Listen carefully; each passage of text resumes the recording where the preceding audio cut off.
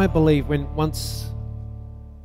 as a pastor of a very small church for quite a while, the one thing that God held me to was faithfulness in the small things. And so when we have a small church, it's actually as much of a challenge for me to preach to a small church as it is for you guys to belong to a small church. Do you know what I mean? Who knows what that feels like? You know, you come in, and I know Andy and Sharon, when you first came to the church, there was only really, 12 people here, and the first thing in your mind was, where have I come? What have I done? You know, must be something wrong with this church because there's only a few people here. I hope you don't mind me saying that. But you get that sense because it's a small church. That must mean, you know, God's not behind this. However, God tests us in small things. He says, you know, do not despise the day of small beginnings. I'm just hoping for this early day of small beginnings. So, yeah, when's the next day? You know, it'd be nice to see another day. But God's blessed us with a great church, hasn't he? And we've got some really, really great committed members. And there's a lot of other members or people that come and go that we see quite regularly as well. So I just thank you for everyone's faithfulness here. Now, Christian character traits. And we're up to part 5. And this one's on listening. And I feel it's a really important character trait that we could all develop. Who would consider themselves a good listener? Yeah, women usually are pretty good listeners. So, what about you, Bill? You a good listener? A good listener. Are you listening? Could you pass me my Bible? My Bible. Thanks. Thank you. All right, turn to James 1:19. Who can identify with that picture? You've done that to me, Nick, when I've talked to you. All right, James 1:19. I'm just going to read a little bit of it. James 1:19. And it says, dear brothers, take note of this. Everyone should be quick to listen. And then, of course, it says, slow to speak and slow to become angry. But everyone should be quick to listen. I think too many people today are very quick to talk and very slow to listen. And I've got some interesting perspectives that I discovered in studying the subject of listening, because who knows, good listening makes a good relationship. Yeah? If you're a good listener. But who knows there's a difference between hearing and listening. Yeah? You hear with your ears, but you listen with your mind. So it's an active participation of the mind that makes you a good listener. So let's have a look at this, because I think it's important. Now, I don't know if this is the breakdown of the word, but this is my idea of the breakdown of the word. Listen is to list, right? When someone speaks, you're listing things. This is not the Oxford Dictionary's definition. This is my definition. A good listener listens because the person talking is expressing ideas and concepts and thoughts, and you should be listening and listing those things and getting a full gist of what the person is trying to say to you. Right? So, I just found it interesting that listen comes from, I think it comes from the word to list in your mind. So just keep that in mind, because everything we're going to be talking about is going to sort of come back to that. Is God a good listener? Who knows God listens? 1 John 5:14-15. And it says, this is the assurance. So we have assurance in this, that he's a good listener. We are assured of this. We have in approaching God, that if we ask anything according to his will, he hears us. And if we know that he hears us, whatever we ask, we know that we have what we asked of him. God's a good listener. Are we supposed to be like God? Are we supposed to be like Jesus? Do you think if you started talking to Jesus that he would be the best listener on the planet? Would he sit there and just listen and say things that would stimulate what you're saying, say things to emphasize that he understands what you're saying? Yeah?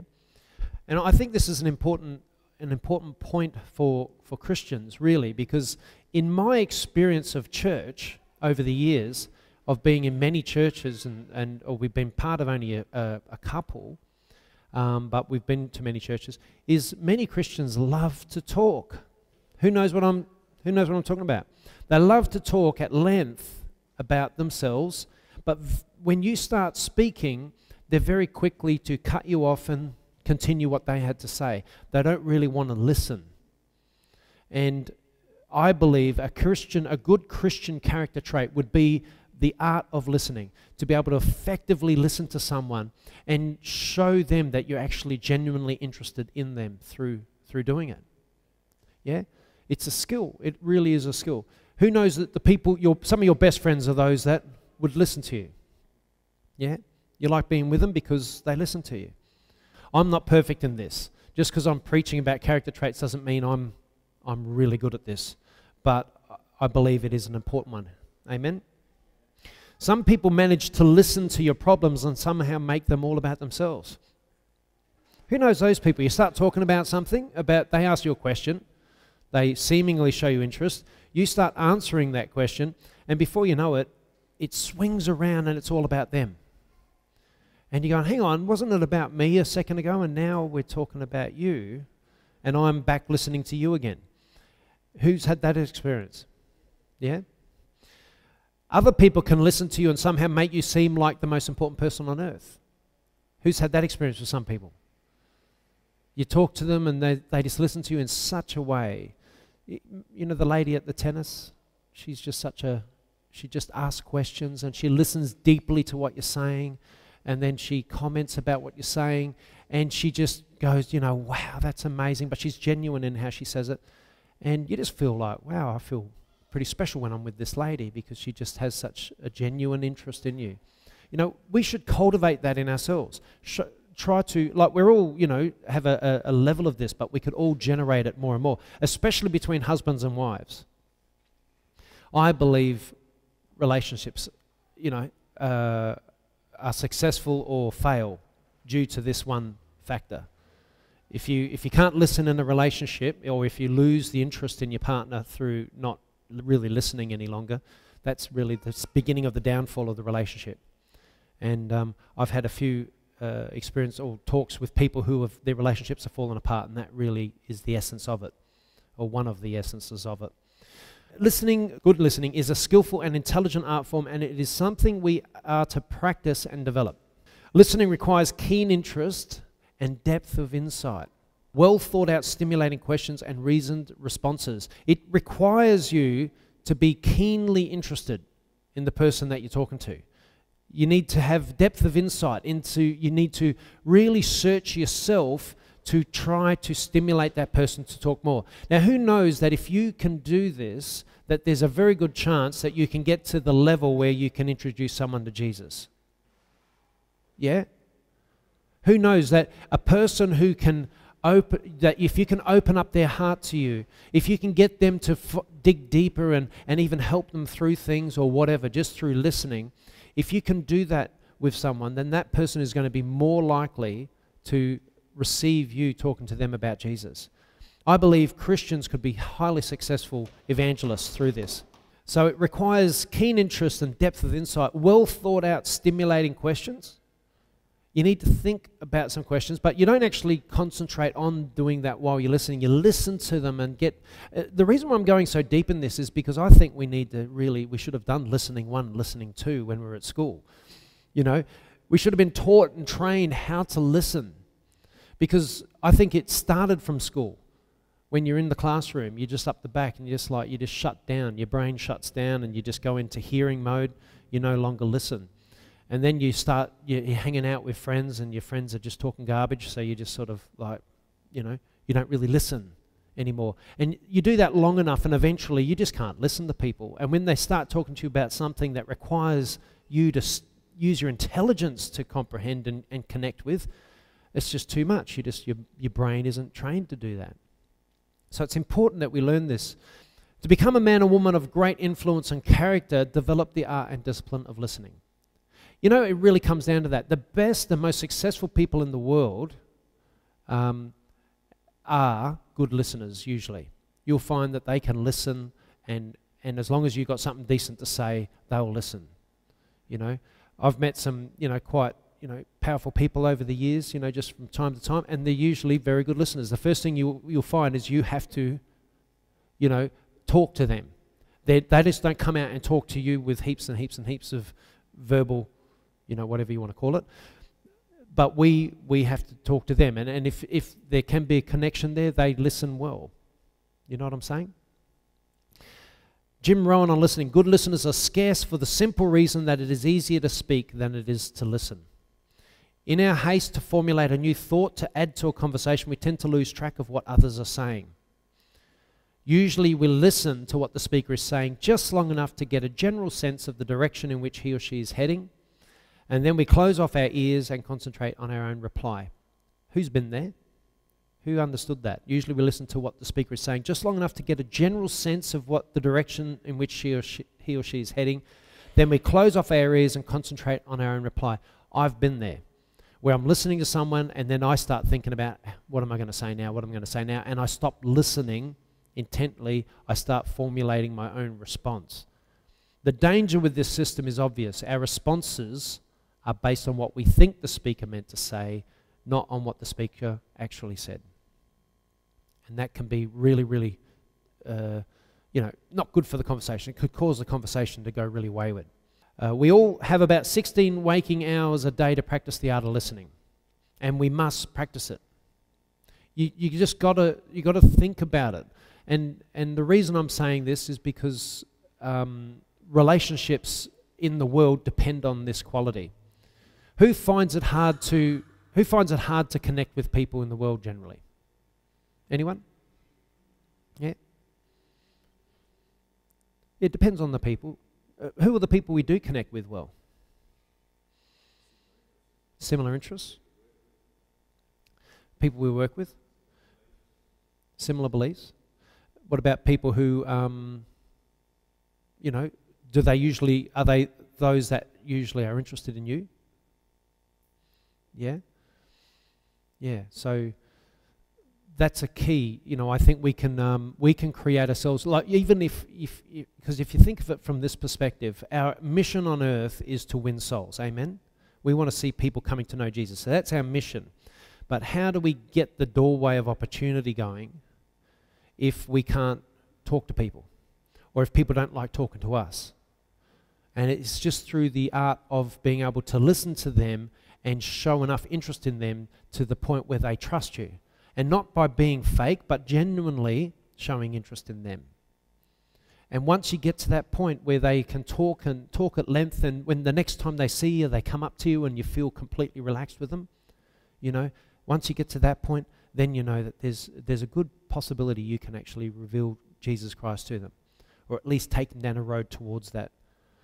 Too many times we just want to, we think evangelism is just going up to someone and saying, do you know Jesus? Or trying to enter straight into a Jesus conversation without knowing anything about them whatsoever.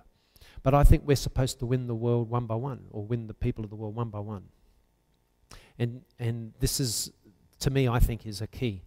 So hearing implies that sounds are registering our brains. Listening implies that ideas are registering in our minds. Now, Jim Rohn, who's put your hand up if you've heard of Jim Rohn. Yeah? Jim Rohn is a motivational speaker, and big on self-development. And I think there's nothing wrong with self-development, provided you keep it in perspective with God. And Jim Rohn happened to be a very passionate Christian. In all of his teachings, he just had biblical examples right through it. He wasn't a prosperity preacher, by the way, but he did believe that a man could be successful, a man or woman could be highly successful.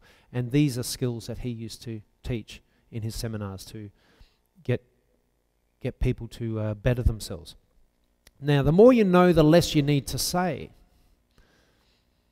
That's an interesting one. You could reflect on that. Speak in such a way that others love to listen to you, but listen in such a way that others love to speak to you. It's got to be a 50-50 balance, hasn't it? A good relationship, a good friendship, a good marriage is that balance. I think it might be a little bit 60-40 with, we've got to listen to women a little bit more. I think listen to our wives a little bit more. We could talk less. Listen in such a way that others love to speak to you. One of the most sincere forms of respect is actually listening to what another has to say. You know, when you speak to someone or when someone speaks to you and you actually do listen and show genuine interest, that's a sign of respect for that person. And that person won't forget it too quickly, that you actually have a keen interest in them. Amen? Now, who are you listening to? What is what you're listening to doing to you? Who are the people you're listening to? What are the things that you listen to? Because we don't just listen to each other, we also listen to things on YouTube and TV and all that sort of stuff. And what is that doing to you? Yeah, of course, if you listen to the way the world presents everything, you're getting programmed.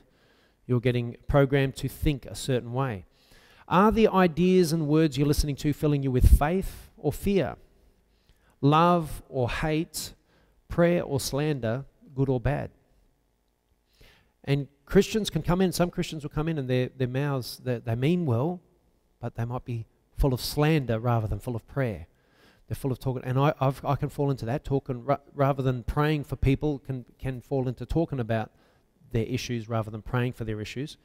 And if you watch too many conspiracy theory-based sorts of things, you can end up, being filled with fear and not filled with faith. So what we're listening to can really have a huge effect on the sort of Christian we are. And we definitely don't want to fall into hate, do we? We want to love. We want to be filled with love at all times. Does your listening start arguments or create peace? That's a good question. I know some people at the moment who are just going through troubling times, and obviously the breakdown of communication causes a breakdown in their relationship, causing arguments most of the time rather than peaceful resolutions. And I think if we just listened for longer, really got a sense of and got your partner to express themselves completely, we could resolve a lot of that stuff. Yeah? Now, are your relationships getting stronger or weaker by the way you listen? Think about those sorts of things. You are the average of the 5 people you spend most of the time with. The 5 people you spend most of your time with, you become the sum average of that, of those 5 people. So consider the 5 closest people that you spend time with and the kind of people they are, you're going to end up being most like those 5.